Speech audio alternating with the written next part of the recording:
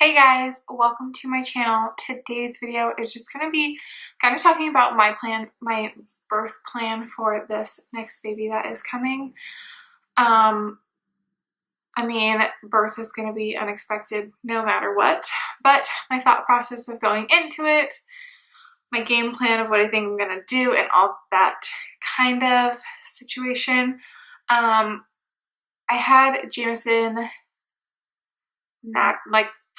I don't know how to say this. I call naturally as in like a vaginal birth rather than a C-section. That's what I say natural is. Some people think natural means that I did it without an epidural, which I did have an epidural with Jameson, but I still consider it natural. I don't know how to ever describe it. I just feel like when someone asks, I'm not going to be like, I had it out of my vagina. You know what I mean? So, anywho, I had him naturally with an epidural. I guess that's the best way to say it. And he was a pretty easy birth, I guess. You know, what's easy really at the end of the day. But nothing too crazy or complicated happened or anything like that. If you guys want me to do a birth story, I've been thinking about doing it, but again, it wasn't anything too crazy, so I'm like, do I really want to do it? Do I not want to do it? I don't know. I haven't decided yet if I wanted to do it exactly because it's nothing crazy happened. But every birth is different. So I always think it's interesting to hear other people's birth stories, even if they did go completely fine, because it's interesting to know different things that happen to different people. Anyways, that's just me. If you guys want me to do a video on the birth story, if you guys are somewhat interested, just let me know in the comments down below and I will do that for you guys. But my plan for this baby is to, again, do it naturally. One, I plan on trying not to have an epidural. And I say that at this point right now. That might change. I don't want to have an epidural, but I might need it.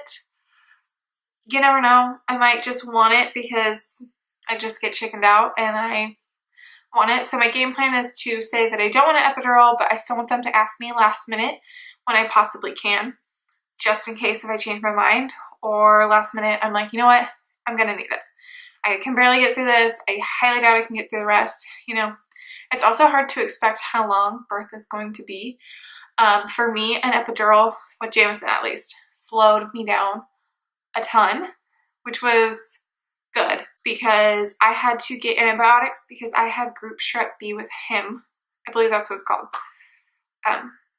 I had that with him, so I had to get antibiotics, and if I didn't get the antibiotics, then he needed to get the antibiotics, and I just thought it was easier if I was able to get all of them before having him, which I did because of the epidural and because of my water didn't break yet. So I think both of those things combined helped. But then I'm thinking, if I didn't have an epidural and they just broke my water for me, imagine how fast my labor would have been. It would have been so much faster. And so that's just what my thought process behind this next baby. Now, if I do have group strep B again, I probably will get the epidural, depending on how fast the labor is. Again, it kind of just depends on how it is. If my water didn't break and I have group strep B, I'll probably get the epidural to see if that'll help slow things down. But if my water did break already and my labor is progressing pretty fast, and if I don't really have time to get the antibiotics and they kind of know that, I'm just going to kind of wing it and talk to my nurses as much as I can. But if they're like, you know what, you're going through labor too fast, you're not going to be able to get the antibiotics, then I'll just go ahead and maybe skip the epidural. Depends on my mindset and how I'm feeling at the time, but I'm really going to try and going into this without an epidural. Those are my hopes. So that's my game plan for that. Another thing that I'm going to do, this doesn't have to do with the birthing plan, but afterwards is I'm going to try and get up and walk a lot more. I feel like I laid in bed the whole entire time while I was in the hospital. I just didn't feel comfortable getting up. I felt so gross everywhere, all over. Ugh, you feel so gross. So I'll probably shower if I can. Like, I'll probably try and do a lot more things than I did with Jameson. Jameson, I was just so scared and nervous, and your body's going through so much, and it's your first time, and you're just like terrified. At least I was. Some people are probably totally fine, but I was terrified to do anything, and this time I'm just gonna kind of go into it more prepared. So that is my hopes and thoughts. But for the most part, I just want to have this baby as natural as I possibly can. Now, I still am going to use a doctor. I go to a doctor. I'm gonna go to the hospital and do all that stuff. There is no way I would ever be able to do it at home. Props to any woman that can. I will never be that woman. I am terrified. Birth just freaks me out to begin with from the get-go, because I'm so scared that something may happen that is unexpected, which can totally happen, but birth also happens all the time. A million babies are born everywhere, all the time, every minute, every second, all that kind of stuff. But so like doctors have seen things and nurses have seen things and experienced things, but it's just still terrifying to hear stories like, oh, no. So me, I've actually personally never watched any birth vlogs. Not birth vlogs, I take that back. But I've never seen anyone like birth a child. Does that make sense? Like, I've never seen it from that point of view that you don't want to see it from. I definitely have never done that. I think I've only watched a couple of birth vlogs. I've watched KK and Baby J and OK Baby. I think I've seen some of hers.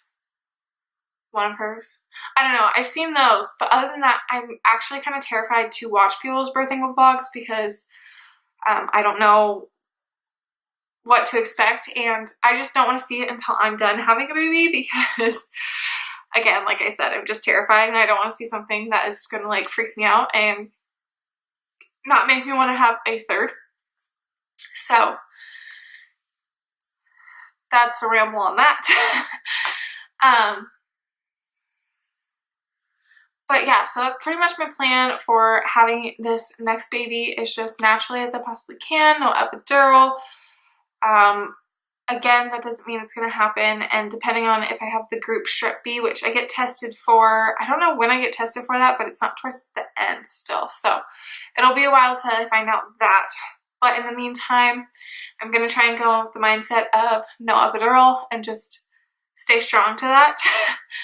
My sister is actually having a baby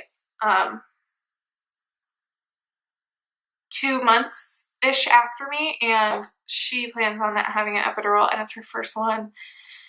And I'm like, well, I can't give you any advice because I did have an epidural, and man, did it help me. So it'll be interesting to see, and then maybe I can either... I'm not going to talk her out of it because I'm not going to influence anyone to get an epidural if they think that they can do it without, because props to you. Like, people do it in freaking bathtubs. Hell no. Never. I'm gonna do it in a hospital where there's people to take care of me and my child. I mean, I know there's people to take care of them when, you know, you do it at home and stuff like that, but I need everything. I need everything just in case. You never know. So anyways, that is my birth plan for this next baby. If you guys want to know my birth story for Jameson, like I said, it wasn't anything crazy. It was long, not crazy long. It was only 24-hour long, but it was pretty long. And I did have the group Strep B, but if you guys are interested in listening to that, just let me know down below and I will make that video for you guys. But in the meantime, don't forget to subscribe so that you guys can see when I post new videos. And I will see you guys in my next video. Bye, guys.